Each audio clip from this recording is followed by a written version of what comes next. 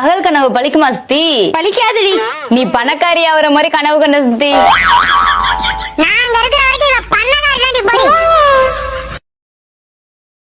என்னைக்குமே பொண்டாட்டிக்கு புருஷனுக்கு சண்டை வரக்கூடாதுன்னா மூணே விஷயத்த மட்டும் ஃபாலோ பண்ணுங்க. மூணே விஷயம். பொண்டாட்டி எது சொன்னாலும் சரிமா சாரிமா எல்லா தப்பும் என்னோடதுதாம்மா. சரிமா இத மட்டும் சொல்லி பாருங்க. சரிமா சாரிமா எல்லா தப்பும் என்னோடதுதாம்மா. இத மட்டும் சொல்லி பாருங்க. அந்த குடும்பத்துல என்னைக்குமே சந்தோஷம் இருக்குங்க. பொண்டாட்டி வீட்டிலே இருந்தா ஹவுஸ் ஒய்ஃபா, புருஷன் வீட்டிலே இருந்தா தண்டசோரா. புருஷனாலே இழிச்சவாய் தான் போல இருக்கு.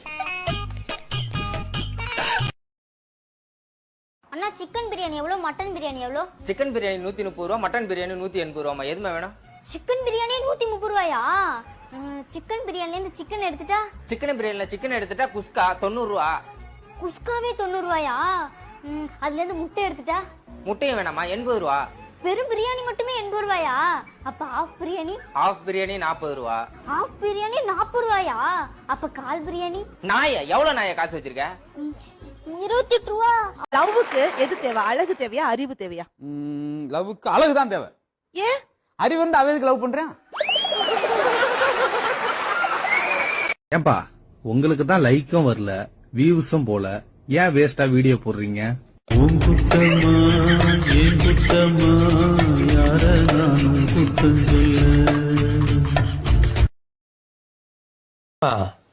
பொண்ணுங்களுக்கு பிறந்த வீடு புகுந்த வீடுன்னு 2 வீடு இருக்கிற மாதிரி ஆண்களுக்கு ஏன் சின்ன வீடு பெரிய வீடுன்னு 2 வீடு இருக்கக்கூடாது?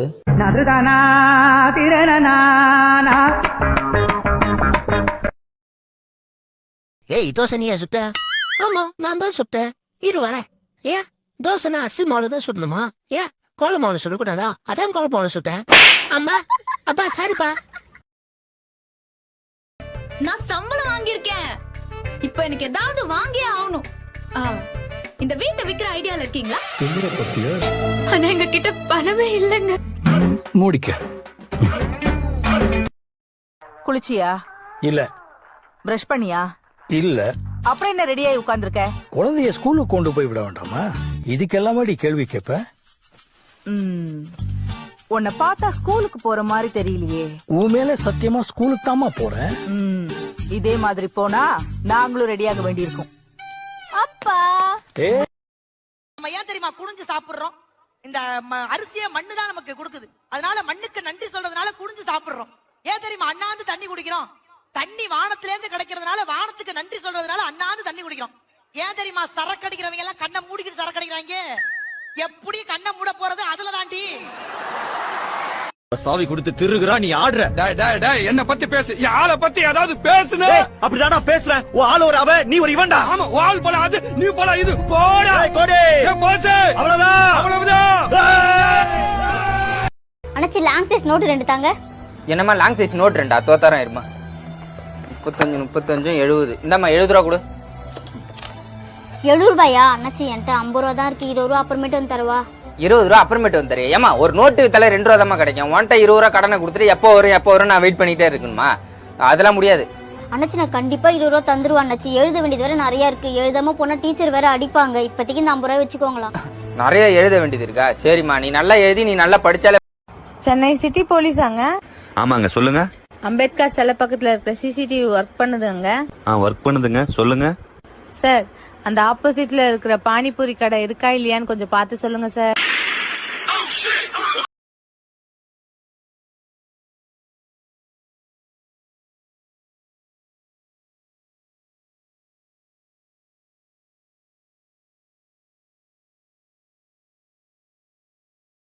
பஸ்ஸுக்கு பின்னாடியே ஓடுனா 10 ரூபா சேவ் பண்ணலாம்.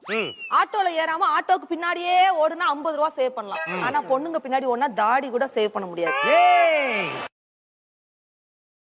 ஏன் இவ்வளவு கேவலமா பிஹேவ் பண்ற? எனக்கு புரியவே இல்ல. அதாவது எனக்கு பிரச்சனையே வேண்டாம், நான் ஜாலியாவே இருக்கணும் அப்படிலாம் உன்கிட்ட கேட்கவே இல்லை. கேட்டாலும் கொடுக்கறதுக்கு யாரும் நல்லவனும் கிடையாது. அது எனக்கு தெரியும். நான் என்ன கேக்குறேன், ஒரு பிரச்சனையை கொடுக்குறேன், அந்த பிரச்சனையை சால்வ் பண்ற வரைக்கும் வெயிட் பண்ணு. அதுக்குள்ள அடுத்த பிரச்சனை தூக்கி மேல வைக்கிறேன். அப்படி என்ன உனக்கு அவசரம்? அதுவும் டிசைனா கொடுக்குறேன், உடனே கொடுக்குறேன், ஸ்பான்டேனியஸா கொடுத்துட்டே இருக்கேன். என்ன பார்த்தா உனக்கு எப்படி தெரியுது? சரி இவ்வளவு பிரச்சனை கொடுக்குறேன், என்னைக்காவது எனக்கு ஒரு சூப்பர் பவர் கொடுக்கணும்னு உனக்கு தோணி இருக்கா? யோ அண்ணாச்சி, என் தங்கச்சி சோப்பு கேட்டு வந்திருக்கு, சோப்பு இல்லன்னு சொல்லிட்டியாமே. இவ்வளவு பெரிய மளிகை கடையில ஒரு சோப்பு இல்லையா? ஏமா உன் தங்கச்சி என்ன சோப்பு கேட்டுச்சு தெரியுமா? என்ன சோப்பு கேட்டுச்சுன்னு தெரியாம இங்க வந்து லபாபுக்கான்னு கத்திட்டு இருக்காத. யோ, என்ன சோப்பு கேட்டா உனக்கு என்னய்யா? குடுக்கறதானே வச்சிருக்க கடை. உன் தங்கச்சி கேக்குற சோப்பு என்கிட்ட இல்லம்மா. நயன்தாரா போட்டு குளிக்கிற சோப்பு வேணுமா? நயன்தாரா என்ன சோப்பு போட்டு குளிக்குதுன்னு நான் போய் எட்டியா பாத்துட்டு வந்தேன்.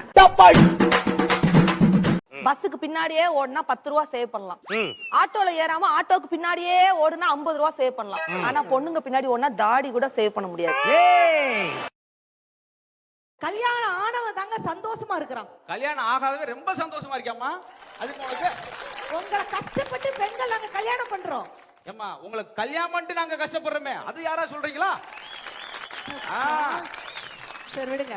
கல்யாணத்துக்கு அப்புறம் பெண்களுக்கு என்ன அறிகுறி? என்ன அறிகுறி? எங்க கழுத்துல தாலி தொங்கும், உங்களுக்கு தலையே தொங்கும். இப்படி போற புஷ்பம் அழகாக பூத்திருந்தது. அப்பா யாரு? தமிழ் வித்துவண்ண. ஒரு வார்த்தை தப்பா பேசினா கூட அரவல் எடுத்து ஒட்டிடுவாரு. எங்க இத படி. புஷ்பம் அழகாக பூத்திருந்தது. டேய், புஷ்பம் அழகாக பூத்திருந்தது அதுதானே. பூவை பூவுன்னு சொல்லலாம், புஷ்பம்னு சொல்லலாம், நீங்க சொல்ற மாதிரி சொல்லலாம். உங்க அப்பா அந்த அறுவாள் என்ன வச்சிருக்காரா? ஆமா. ஸ்கூல்ல ஒரு கேள்வி கேட்டிருக்காங்க, நீ எதாடா மாற ஆசைப்படுற? எழுதுங்கடா எல்லாரும் அப்படின்னு இருக்கான். ஒருத்தர் எழுதிருக்கான், நான் டிவியா மாறணும்னு ஆசைப்படுறேன். அப்படி மாறினாதான் என் அம்மா ஒரு நாளைக்கு 10 மணி நேரம் என் கூடயே உட்காந்துருப்பான். ஒரு 10 மணி நேரமாவது எங்க அப்பா என் கூடயே உட்காந்துருப்பான். அதனால நான் டிவியா தான் மாறணும்னு இருக்கான். அதை படிச்சுட்டு டீச்சர் எழுதிருக்காங்க. தமிழ் கொஞ்சம் கூட சுத்தமா வராதா? నేను తమిళ్ మాట్లాడితే అది తెలుగు విడ స్వీట్ గా ఉంది. இவங்க கூட ஸ்வீட்டா இல்ல? இருக்கும் இருக்கும். நான் பாவா கூட அப்படிதான் சொல்லுது. யாருங்க பாவா? அமுல் பேபி பாத்திருக்கீங்களா? அது பெருசாச்சா எப்படி இருக்கும்? அப்படியே இருப்பாரு. அவர்தான் என்னை ఇక్కడ పంపించారు. ఓ కూర్చోండిమా. மெல்ல மெல்ல மெல்ல. అయ్యయ్యా.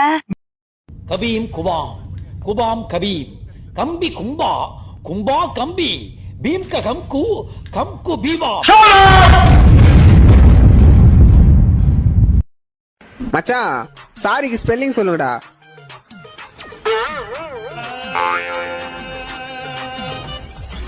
அவனுக்கு 2 பேரும் தான் போயிட்டானுங்க, நீயாச்சும் சொல்றா மச்சான். சாரி மச்சான். உட்காருங்க.